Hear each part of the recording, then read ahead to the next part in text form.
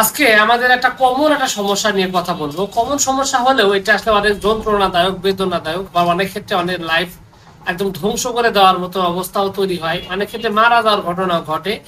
আর যে বিষয়টা নিয়ে কথা বলবো সেই জিনিসটার নাম হলো টনসিলের ব্যাপারে। টনসিল আমাদের কাছে অনেকেই খুব ভালোভাবে চিনে, যেটা আমাদের ঠিক গলার একটু উপরের দিকে এখানে দুইটা গ্রন্থি আছে। এই দুইটা গ্রন্থি মূলত আমাদের জন্য অতি গুরুত্বপূর্ণ গ্রন্থি। এই গ্রন্থিটার নামই হলো মূলত টনসিল।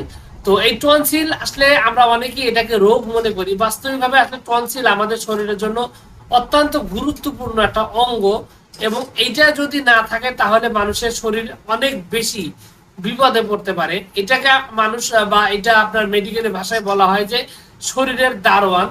কারণ হলো আমরা যে সমস্ত খাদ্য গ্রহণ করি বা শ্বাস প্রশ্বাসের সাথে যে নিঃশ্বাস গ্রহণ করি, এখানে যে জীবাণুগুলো থাকে এই জীবাণুগুলোকে ধ্বংস করাই কাজ হলো আপনার এই টনসিলের।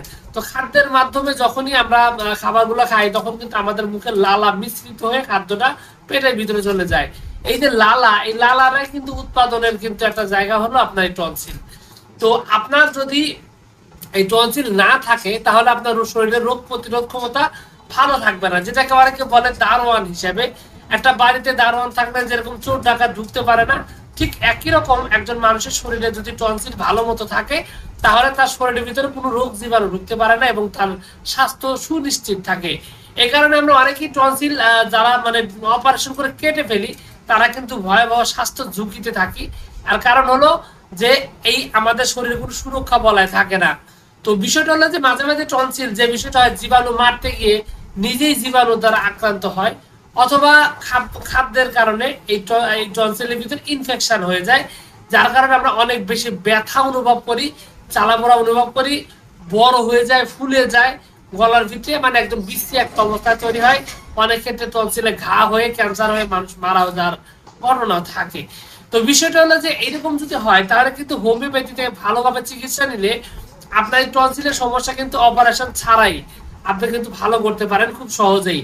তো সিম্পলি কিছু ওষুধের ব্যাপারে কথা বলবো। তবে যদি আপনার রোগটা দীর্ঘদিনের পুরাতন হয় তাহলে এই ওষুধগুলো চিকিৎসার মানে ওষুধগুলো নিজে নিজে সেবন না করে একজন অভিজ্ঞ ডাক্তারের সাথে কথা বলে রোগের অবস্থা, রোগীর বয়স, কন্ডিশনের উপর নির্ভর করে আপনি চিকিৎসা নিলে বেশি ভালো হবে। তো যা হোক, টনসিল যদি নতুন হয় সেক্ষেত্রে কিন্তু অনেকগুলো ঔষধ রয়েছে হোমিওপ্যাথিতে। তার মধ্যে একটা হলো ফাইটোলক্কা। এই ফাইটোলক্কা হলো টনসিলের একটা গুরুত্বপূর্ণ ওষুধ। টনসিল সমস্যার, টনসিলে ব্যথা, দ্রুত টনসিল আর স্বাভাবিক একটা অবস্থা আনার জন্য এই ফাইটোলক্কা বিশেষভাবে কার্যকরী। এছাড়াও আপনার অন্যতম আরো একটা ঔষধ যার নাম হলো আপনার হিপারসালফ। যাদের টনসিলটা অনেক অস্বাভাবিক মাত্রায় বেড়ে গেছে, অনেক বড়, প্রচন্ড ব্যথা, টাচ করা ছোঁয়া পর্যন্ত যায় না, লাল হয়ে আছে, এরকম লক্ষণ থাকলে সেক্ষেত্রে কিন্তু হিপারসালফ ব্যবহৃত হয়। তবে সেম লক্ষণে আবার অনেক ক্ষেত্রে বেলেডোনাও ব্যবহৃত হয়। বেলেডোনা কিন্তু খুব ভালোভাবে কাজ করে।